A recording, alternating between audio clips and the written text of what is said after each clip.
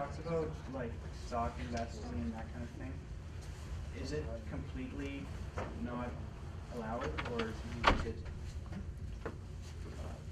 Well, that's where it goes back to what I said about the problem with the. That's why I showed. Did you catch the slide where I talked about the haram and the company is haram? I don't think so. Yeah. So what I talked about is like the tar sands.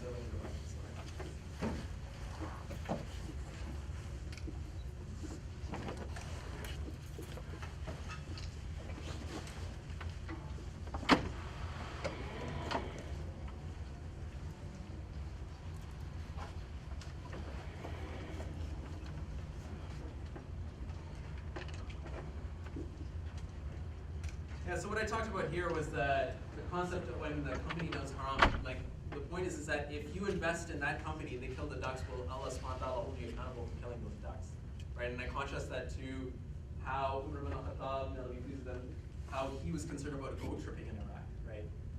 And so that's the question, is that what I was showing is that when companies do haram, the structure prevents you from intervening. Like if you had a partnership and your partnership, you and your partner, you were killing ducks for no reason, and not to eat them, right? But like just to torture them for no reason, then you would be accountable under the judgment, right? So the problem with the stock contract is that's where it fails, right? Is that the way it's set up, you have this divorce from the owners, the partners, and the actual activity, right? These are not. It's not set up in the way that enables you to fulfill your responsibility to Allah subhanahu wa ta'ala in the day of judgment, which is to enjoin the right and forbid the evil, right? Because you have to do that in everything. So when the company does any haram, even if it's, for example, like it's buys alcohol, for a Christmas party, which is not on the financial statements because it's immaterial, because that's not a material part of its transactions.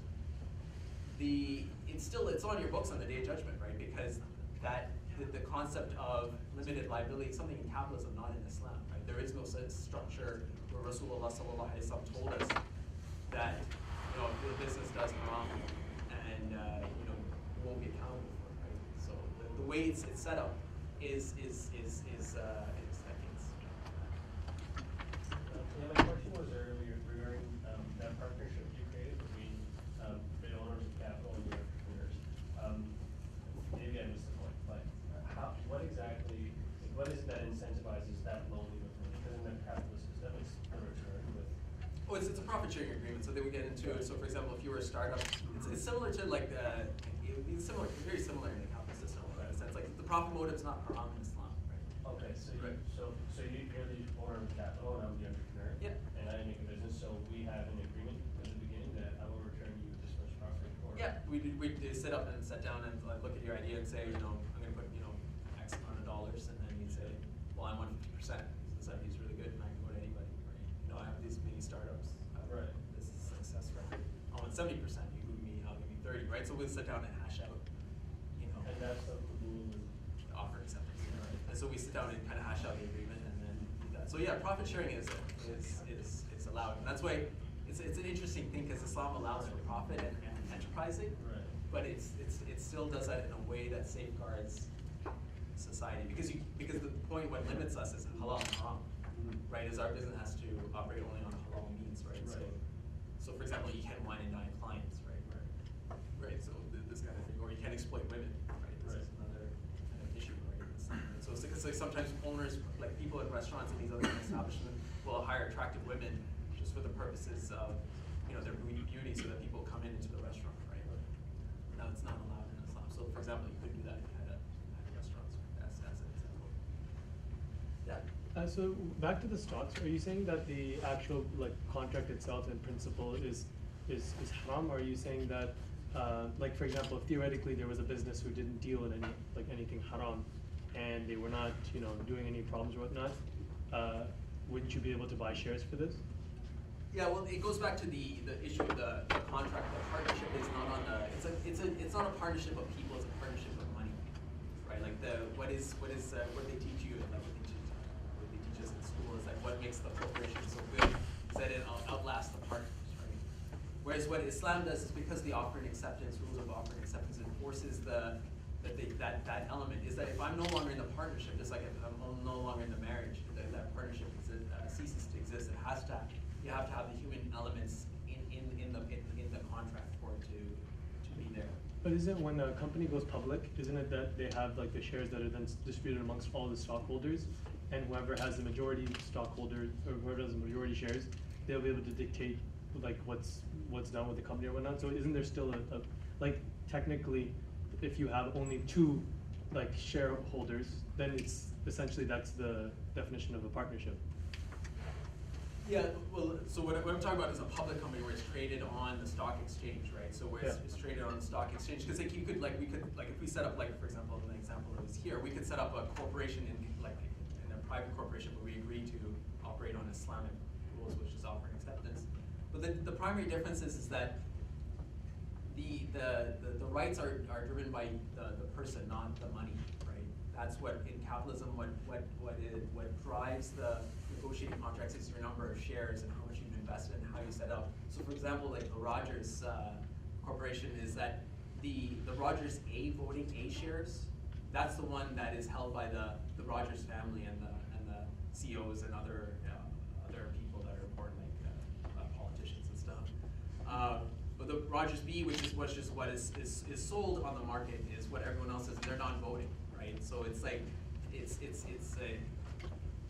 things are set up to again concentrate the wealth in the hands of the few. But in practice, it's the way they set up the shares that determines the voting right. So it's that structure. It's not just because I'm in a partnership, like in an Islam, like if you and I are in a partnership, if we decide to break away, then we have to sell everything, and that's the only way we wind up the company, and then we go our separate ways. Whatever assets are there, whatever is according to the agreement, then we sell off the assets, and then we go our own ways. And that's because it's not driven by how many shares I have, but rather just my existence as a person. Right? So technically, if you came in with $10 million and I came with $5, we'd have the same rights in an Islamic company. That would never happen in practice, but like from an Islamic perspective, that's how it works. So the contract is driven by your body, not by your money.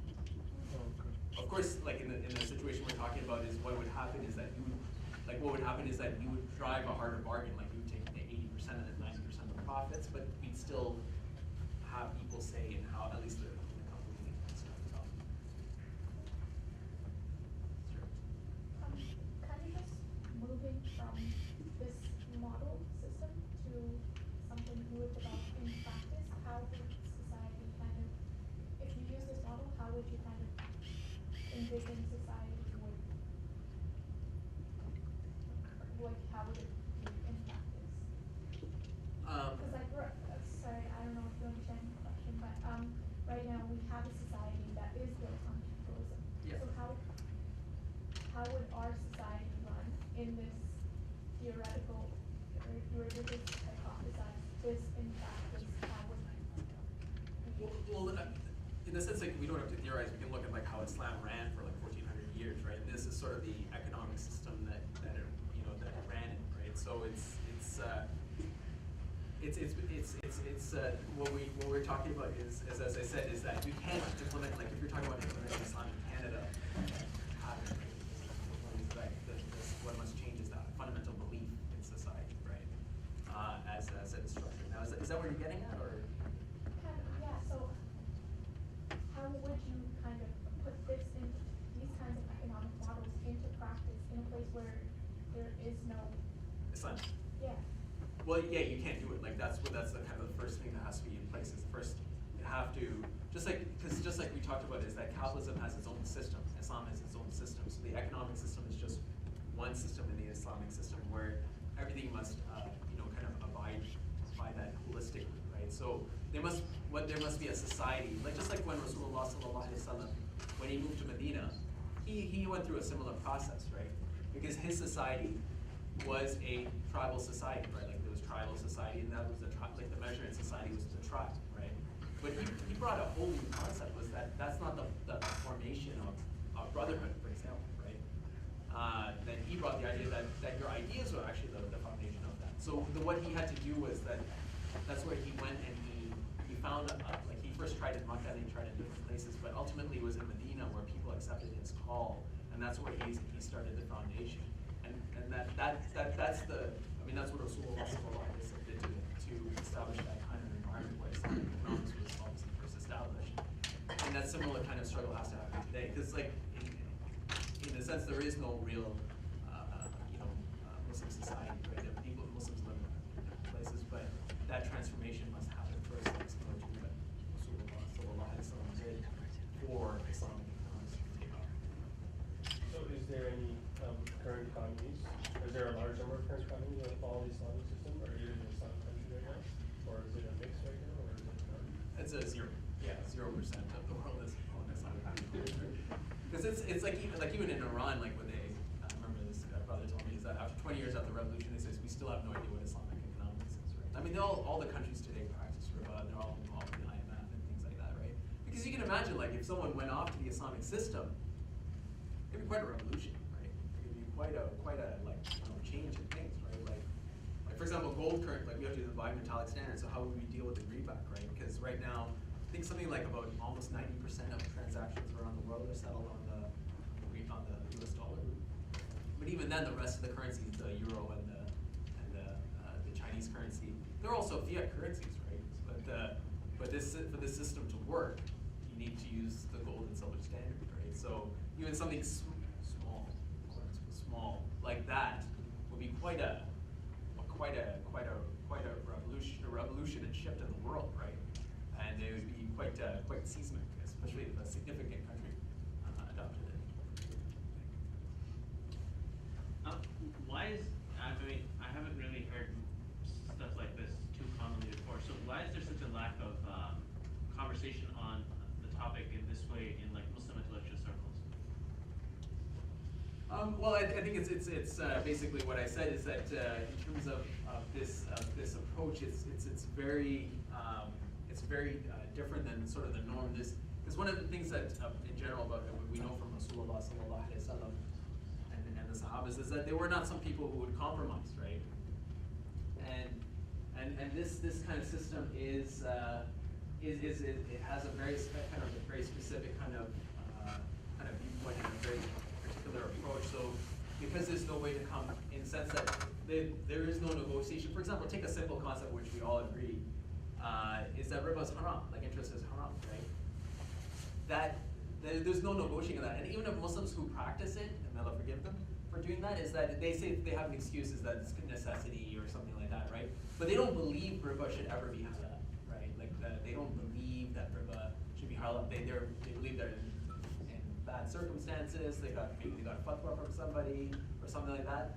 So from an intellectual perspective, there is no compromise, right? And that's why I think that this kind of thing is that it forces people to really kind of look at their current situation and really have to get beyond the reality, right? And kind of set a vision for the future, where then they have to kind of I think that's one of the key kind of issues with that. But I think that from another point of view is that it's also our fault, right? We have to go out and talk to people about it, right? Is that I think that this is one of the, like in terms of my experience with talking to non-Muslims about these topics, this is an excellent way to talk to people about Islam.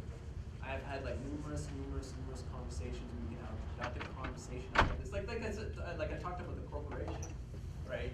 If you actually watch that movie, they go and they try to analyze how do we let this thing become legal, right? But you can talk and show them how in Islam these kind of measures are there to prevent that. And you can talk about how you have interest, like how we have an alternative to the banking system. We have a comprehensive alternative, and that's what I was saying in my last slide. I said that like let's continue the discussion because I feel very strongly that we as Muslims have to do this. Like we have to go out and reach to people. Yeah, like you can talk about a lot of things. You can talk about fasting. You can talk about these types of things. And I'm not saying to limit your conversation anyways, but from my experience, like it's a great way to break the ice and then talk about Allah subhanahu wa ta'ala, right? Like you can't just say, oh, Islam's great, because you don't have any interest, it's great, great time, like, like you'll be able to start your own enterprise, you won't be working for the man.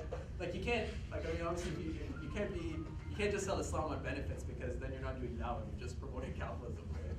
It's, So that's what you have to kind of, and that's what I sort of try to do in my talk is to first set up the premise is the belief, right? Like when you look at that, what makes the Muslim business person and the Islamic economics something that will that is something far superior to what we have now is its belief, right? And you can't separate that. And I think that, from my experience, I think that's what we have to do, and I hope that we after this will do that. So. Any other questions? You mentioned that natural resources are public property. So how are actually the resources managed? Like how are they actually mined from the ground? Who does it if it's not private corporations? And how is technology and improvement facilitated if it's not profit-driven competition between the private companies? Okay, so this is sort of two questions there. One is how do you deal with the public property, and your second question is the question of technology, right? So the first one's quite easy. It's basically the government would there'd be a big government sector to do that. And again, safe mining practices, things like that, and they would do that. In terms of technology, any modern state, where it gets its technology, including capitalism, is the military. As you all know, the internet was invented by the military, right?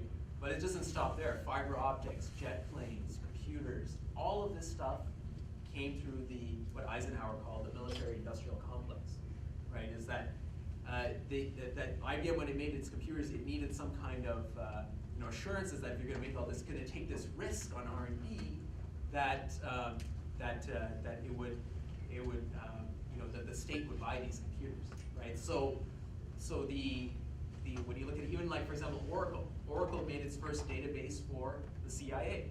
Siri is an application by the CIA, right? So if you look at all these big technologies and things like that, they actually emanate from public funding, right? This is one of the myths of the capitalist system, and it's well documented about how actually technology actually emerges from from public funding, actually from that.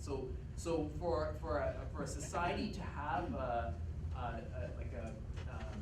for a society to have viable technology, it usually will emanate from the public system, which is usually the military. So the military is the one that usually runs the technology for that. In terms of other things like, for example, healthcare and medicine and these types of things, these things will come out of the universities. There's a university system, and again, it's based on the public funding. So I can give you a couple examples. That Taxotrol is a cancer-fighting drug. It was actually, the R&D was done in the public system in America, and then they just gave it for free to Bristol Myers Squibb, who then charges a profit for it, right? So again, what you see is that the research is done publicly. As I say, the costs are socialized, but the profits are privatized, right? So that's that. And also, one of the companies I was auditing as a young auditor, it was called Lucid Pharmaceuticals, and they had what they did was that they had this a cream that would put on, and they would put ultraviolet lights on your lesions, and then the light would kill it. The lesions would absorb that light, the jelly, and then the light would kill the lesions. I don't know what happened after. It's like a 3-person company when I was auditing them. But that research actually came from Queen's University, right? So again, you see this concept of public research, public funding of the research, and then you have this kind of privatization of the profit. So the issue of technology is more one of again the vision for society, and for the society to involve the public institutions, specifically the military and the university system towards those types of research and investments. So what do you think of the whole patent and copyright system that they have? Because, I mean, does Islam agree with that? Does it prohibit that? Yeah, so my understanding is that in Islam the issue of copyrights, what it emanates from is that it's really how you look at property rights. It's that if I sell you my phone, can I tell you how to use it, right? And that's sort of where the thing comes from. And that it goes back to there was an incident with the time of Rasulullah sallallahu alaihi wasallam, where what happened was that someone came to Aisha came to buy a slave off somebody in order to manumit her, right? So what the guy said was that he sold it to her, but he retained the right of manumission, right? So normally that when you buy a slave, you have your slave and you can free it, right? So that, but what he did was that he retained the right of manumission. And then so when Aisha, let me please, they're told Rasulullah about this transaction, he said, go ahead. And so she went ahead with the transaction, and then Rasulullah got up and said that verily the loyalty is with the liberator. And so the understanding of that is that when you sell, because remember that like here the slave is something being sold as a property, right?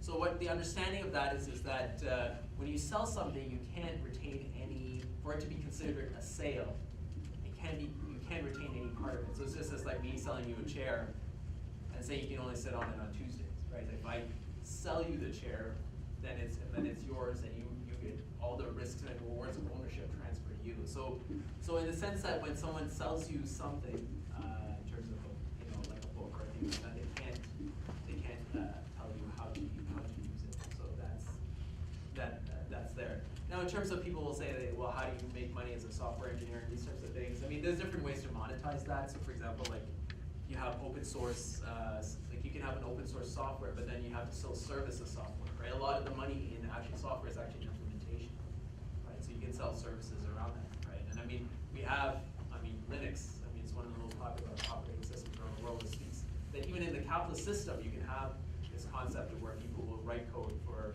non-monetary reasons, right?